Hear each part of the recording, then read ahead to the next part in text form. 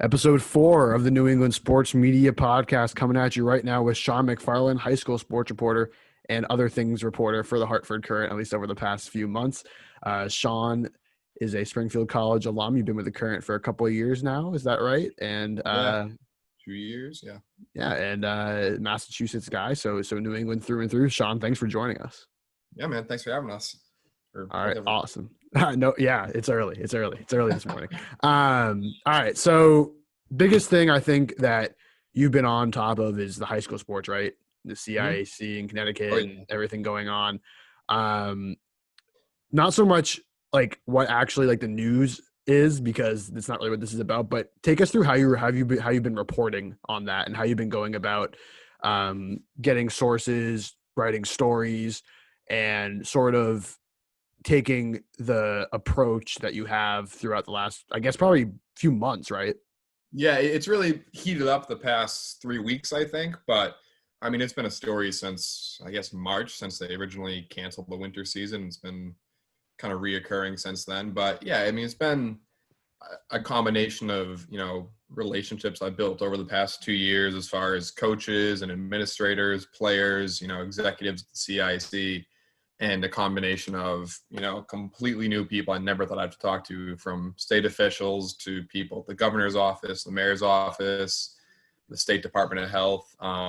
It's been really interesting to see kind of how, it feels like two worlds have collided as far as being a high school sports reporter and, having your go-to coaches and, the director of the CIC, people I'm used to talking to, on a weekly basis year round, to, suddenly building connections with, spokespeople for the Department of Health and, the governor's spokesperson. Kind of suddenly you're talking to them every day. So, it still comes back to, the same way I built relationships with coaches and players when there's normal sports going on, as far as, keeping that strong relationship with, these people in offices in the state that are making the decisions, and talking with them every day. And, again, it just kind of comes back to that same, journalistic, I don't know what the word for it is, but just mindset of build those relationships, and, eventually you're going to get something good out of it. But it's been really interesting. I mean, the whole thing started 3 weeks ago, really. I guess it's this new chapter of it,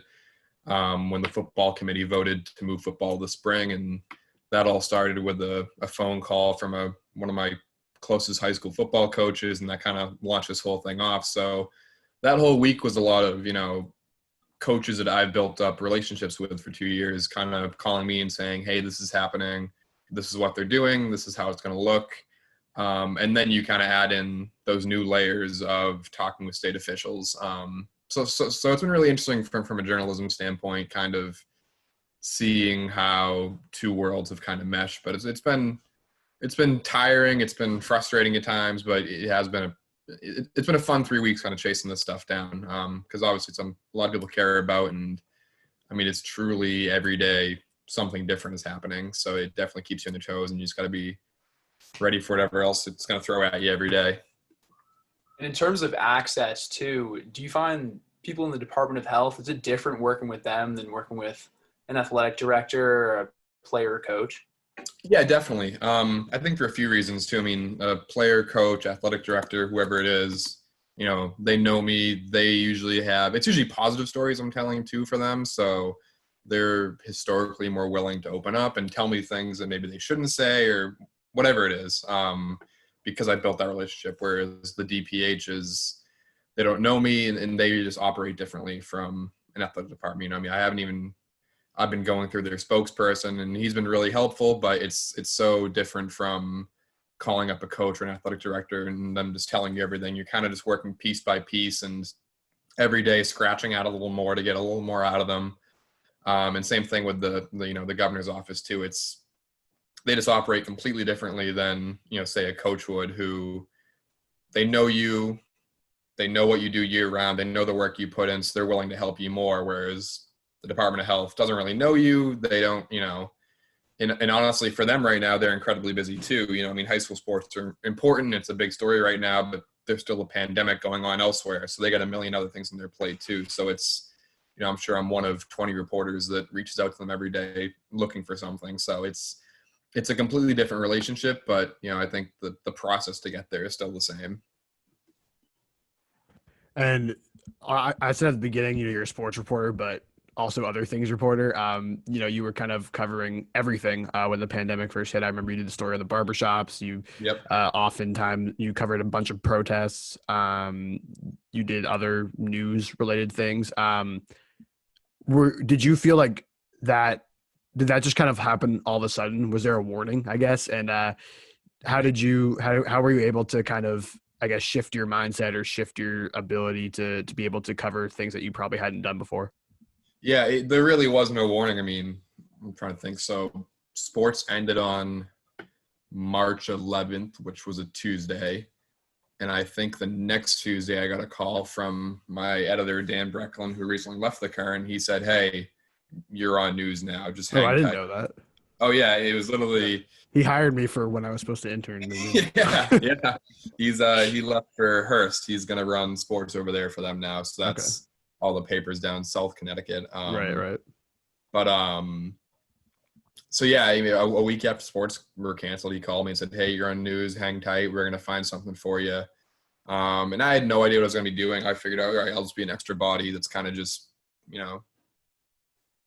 filling out some loose ends and picking up what other people can't. And next thing you know, I'm on the lead unemployment writer in the middle of the state and the country's biggest unemployment crisis since the Great Depression, and you're covering that, and it was a whole new world for me. I mean, completely different from anything I've ever seen in sports, and I definitely give a lot of credit to Dan, because I told him from the start, I was like, "Listen, I'll do whatever you want me to do, but I have no clue what I'm doing. Like, I'm just going to be upfront about it. I have no idea how to go about this. I have no idea who to call. I have no idea, writing stories is the easy part, but even then it's still writing something completely different. It's not a game story. It's not a feature. It's just hard breaking news reporting about unemployment and the economy in small businesses and PPP loans and just things that, you couldn't even wrap your head around in sports.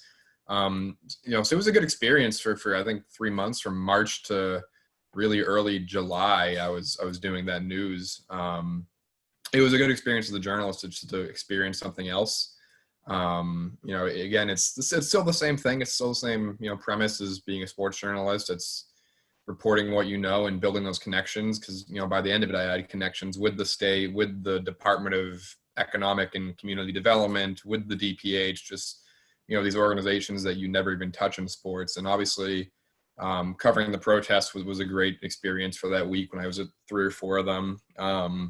Because it is nice, you do get into these cycles of just covering sports and going to games and doing features, and there is that breaking news angle to it at times, but a lot of times you are covering a lot of happier things, a lot of and you kind of get into that zone where how to write a game story, how to approach these things, like you kind of know what you're covering, right? Like there's more of an element of unpredictability. Like for me in my job, like I just obviously took a job doing like just pretty much straight news, like no sports, and there's so much more unpredictability. And honestly, I think that like, I don't know. And this is a question to throw back to you. Like, how much did you learn over the past 3 or 4 months, maybe compared to even like, I feel like in the past 3 weeks, I've learned just as much as I learned in like 4 years of college, honestly.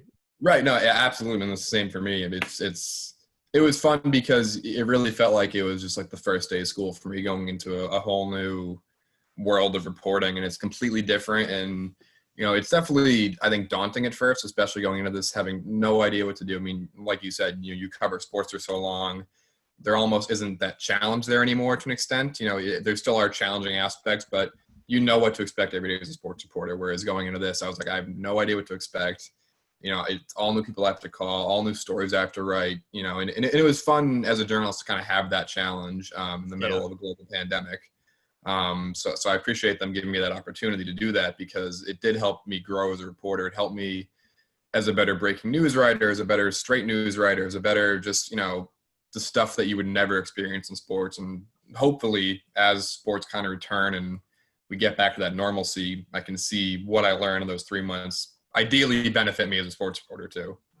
When you're covering a protest, right? Like you get to the protest, you got everything going on. And what's your plan? Who are you trying to talk to? What's it like? Yeah, that's a good question. It was tough the first time. The first one was in New Haven. And, obviously a lot of the protests are kind of moving throughout the city, and I drive down to New Haven, and it was about an hour before that my editor called me and said, "Hey, can you go to New Haven and just get to the protests and do something?" And I was like, okay, well, I have no idea what that means or what I have to do with that. So I drive down there and I park kind of in the middle of the city.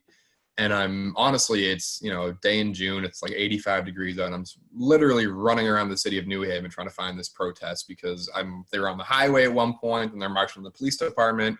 And I'm like, where are they? Where am I? I don't even know New Haven that well. So I'm like scrambling around, and you finally find them. And it's just sort of, and for me, it was easier on that day because we had another reporter there writing the story, and I was mostly doing video and photos in social media stuff. So that was an easy one for me, honestly. But then later that week, I went to one in Danbury, which was much bigger. It was, they marched from the library to the police department. There were probably 1,000 people at least. We wound up on the highway, and for a lot of it, it's just kind of sit back.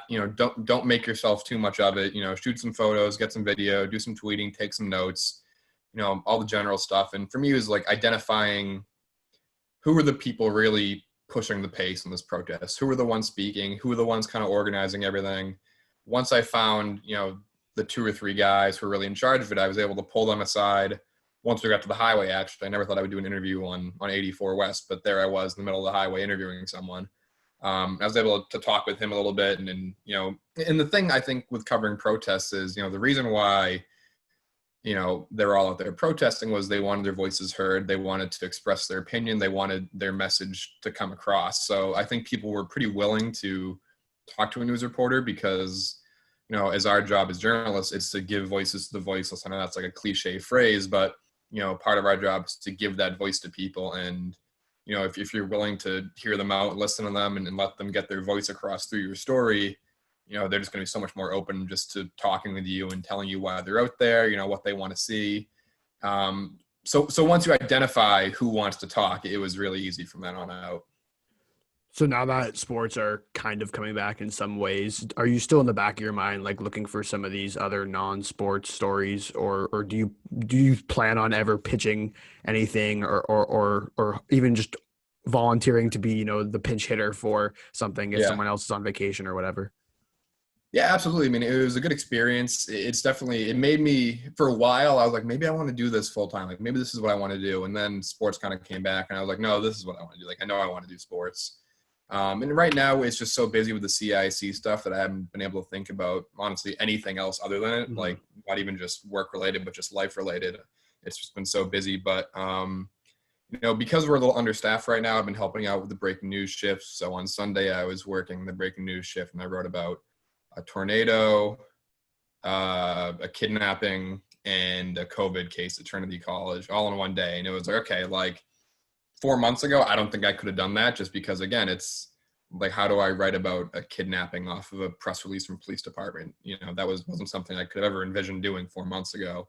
But because I had that experience of at least doing some sort of breaking news, some sort of general statewide news, it was possible. And it's interesting. It's a completely different world of journalism than sports reporting. And I think, honestly, everyone who wants to be a sports reporter should try a little bit of breaking news or hard news or statewide politics, crime news, whatever it is. I remember, I think when I was a sophomore, junior in college, Dan Wetzel, who's a national columnist for Yahoo Sports, he talked to our class and he kind of said the best thing he ever did as a journalist was he covered he was on the police beat in Chicago for a while, and he said that helped me along as a journalist more than anything else. And I can definitely see, I not only did it for 3 months and change, but I can see how covering events like that, covering stories like that can definitely progress you forward as a journalist. Before you were covering these stories, like, were you still interested in these types of things, or do you think having this coverage has made you more interested in like the world around you and what's going on? It's definitely made me more interested. It was something, in your head, I'm like, I'm a sports reporter. This is what I'm always going to be. This is what I'll always do. And I've always had an interest, in social justice, in, political news and all that. And it was always like, how can I work this into my sports reporting? It wasn't necessarily how can I deviate to a different fact, but I mean, that definitely, I think, opened my eyes up to a different kind of field of journalism. it was something that, 4 months ago, if they said, hey, you're going to be a cops reporter now, I'd be like, I don't want to do that. I don't know how to do that. Why would I want to do that? Whereas now, if that opportunity was presented, I don't know if I would still opt to take it, but I would feel comfortable doing it. And I think I could, find my way into making it work and, being a voice for the voiceless again, and hopefully, doing a good job at it. So it was definitely a good experience to kind of open my eyes to what else is out there, because, from 2013 to now, I've just been sports reporter, a little bit when I was editor-in-chief of my student paper, doing some more like campus news. But again, it was still the sports mindset. And it was nice to kind of step back from that and see what other journalism is like in this world, I guess. And I want to ask too about that week. You mentioned March 11th is when all the sports shut down, and then you heard a week after that you were going to be shifting to news. Yeah. I feel like for a lot of sports reporters, especially local sports reporters, that was kind of a tough week. Like, what was that like for you, and what uncertainties were there? Yeah, it was brutal, man, because it all came so quick. I think Tuesday they announced it was over. Wednesday I covered a protest, and then Thursday I was, at home for 4 straight months, starting that day. It's kind of just like, it was one of those things where it was developing so quickly. And I think a lot of us at the time, we didn't know how long this pandemic would last. We were like, if this lasts 2 weeks, we're fine. Spring sports are coming back. We have a 2-week break kind of, and then we're back to doing what we want to do. But it was one of those things where I was so happy they gave me that opportunity to cover news. Cause even if, God forbid I was furloughed or let go or whatever it was, because there are no sports, that would be awful. But equally as worse would have just been sitting around trying to find the most minuscule sports stories I could just to get something in the paper. I'm not someone who enjoys sitting around doing nothing. I want to be working. I want to be busy. I'd rather work 50 hours a week than 10 hours a week. That's just kind of how I'm wired. So, the idea of potentially sitting around my apartment, scrapping for 2 or 3 sports stories a week just sounded awful to me. So I was happy that I even had the opportunity just to do something, because like you said, there was so much uncertainty for a lot of sports reporters at that time. Like, are our jobs safe? Are we going to, when our sport's coming back, they're paused right now, they could be back in a month, or it could be like it is now where, for us, for me, I've covered, I think, 1 live sporting event since March. It was the Travelers Championship in June.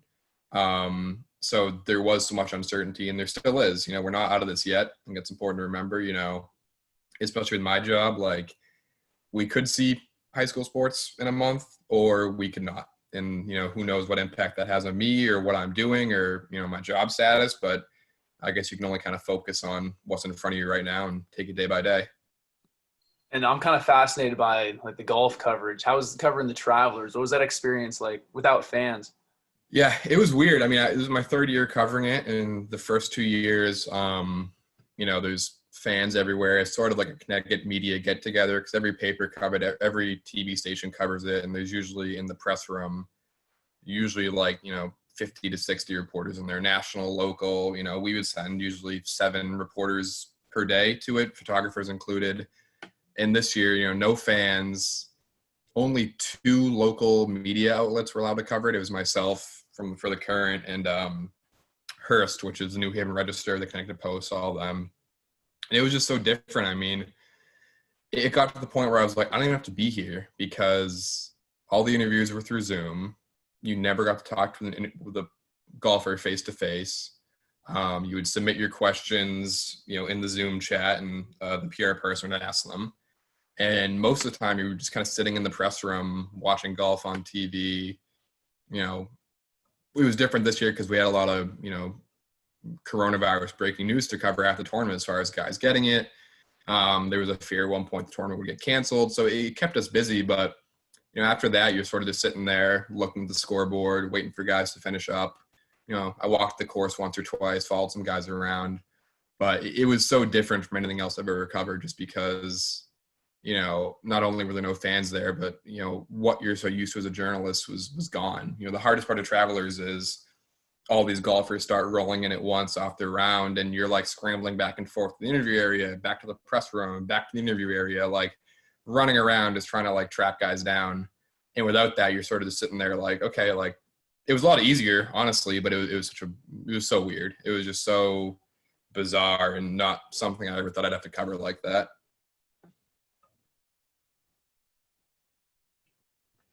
So if high school sports do get off the ground and do play, how do you anticipate like just the coverage experience to be different or the same? Or like what do you anticipate it to look like?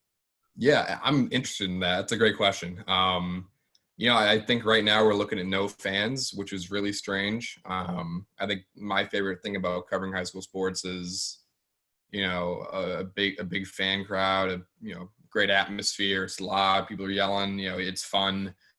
I think without fans, it's gonna feel like a scrimmage every single game, which I don't know. There's not that same life and energy in it. So I think that's the biggest thing for me is it's gonna just feel so different going to each game in empty bleachers, empty stadiums, whatever it is. And then as far as like, I have no idea. I like to stand on the sideline. I like to be close to the action. As far as football, if it's basketball, I want to be under the basket. I want to be as close to the action as I can be. And I have no idea if they're going to let me do that in the era of COVID. And that's something that I guess we'll find out in a month or so when sports are supposed to come back. I have no idea what my access looks like. I have no idea how the interview process will go. I don't know if it's going to be like CIC mandated or school by school mandated. But there's just so much unknowns as far as, one, if we'll even have high school sports, and two, like how do I do my job if everything's going to be different. So I'm really interested to see kind of how things are handled. It's just going to be so different. I think everything is, but I think, one of the smartest or best pieces of advice I've gotten through this whole thing was actually from a doctor from Yale when I was doing a story on the safety of fall sports and if we can even have fall sports. And he said, I think we as a population have to kind of temper our expectations for the rest of this year. And I think that's kind of how I'm looking at everything. It's, if we can cover fall sports, great, but I can't be upset if I can't do everything I don't want to do. Let's just take what we're given and kind of roll with it. That's sort of how I think everyone in any field has to look at the rest of this year, but definitely people in the sports field more so than others. Yeah, I definitely understand that. Yeah. The Now looking for stories in high school sports, if they happen, do you anticipate there will be a lot of sort of social justice angle type stories for high school student athletes across Connecticut? I hope so. I really do hope so. The kids in the state, they're incredibly bright kids. They're not afraid to say what they're feeling. And I think they know how to use their platform to get their message across. We've seen it a few times. They've held multiple protests at the CIC office for playing fall sports. So I hope that if it's something they're passionate about, they feel comfortable enough to speak out on it, or comfortable enough to come to myself or another reporter and say, hey, we want to do this. We want to talk to you about this.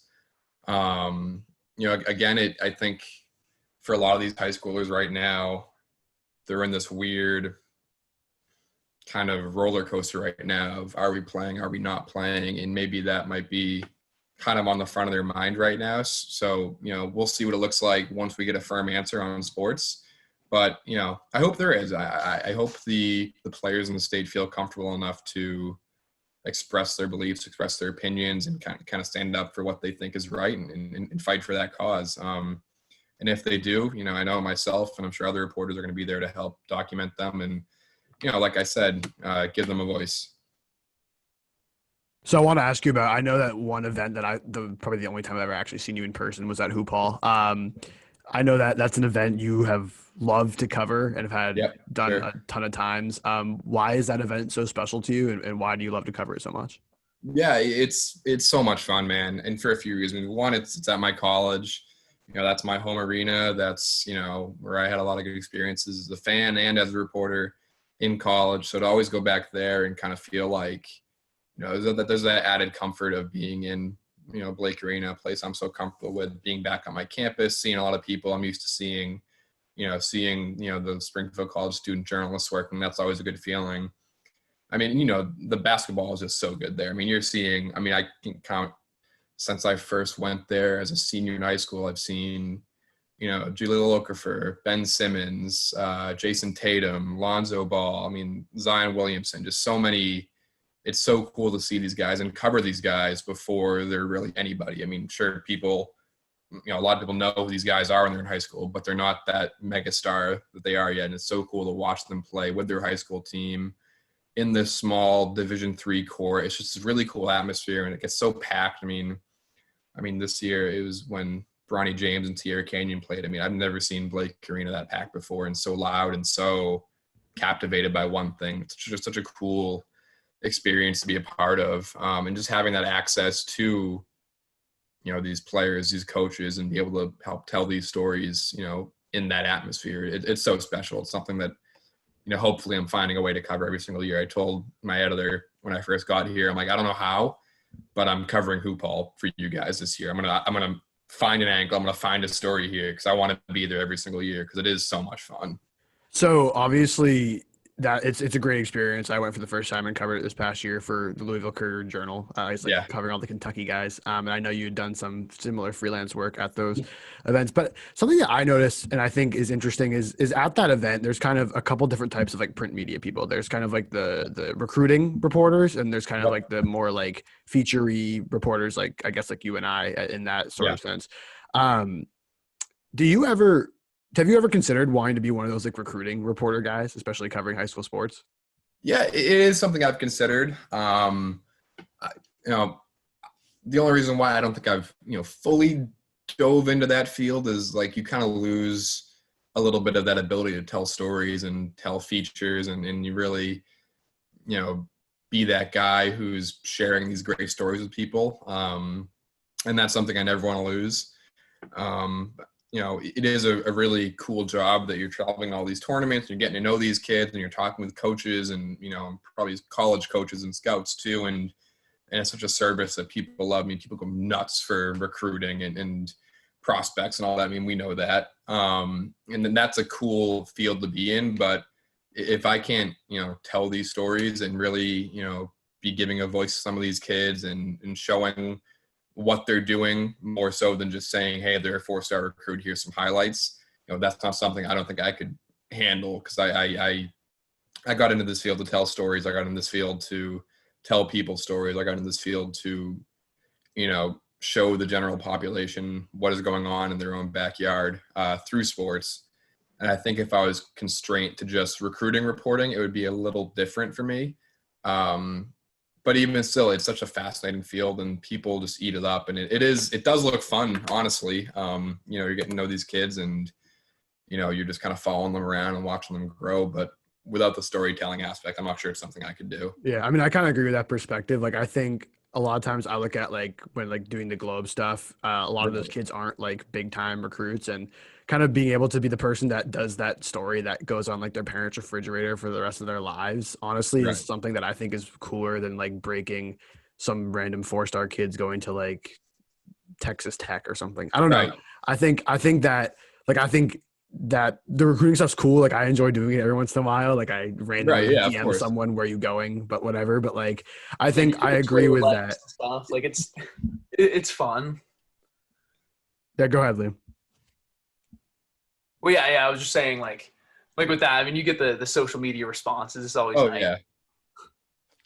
Yeah, but I agree. I do think that a lot of times the kids who aren't even going to play in college, you do that like one feature on them. Like I think that's more fun in a lot of ways, and shows a lot more value to like the families and the parents and the friends and stuff like that.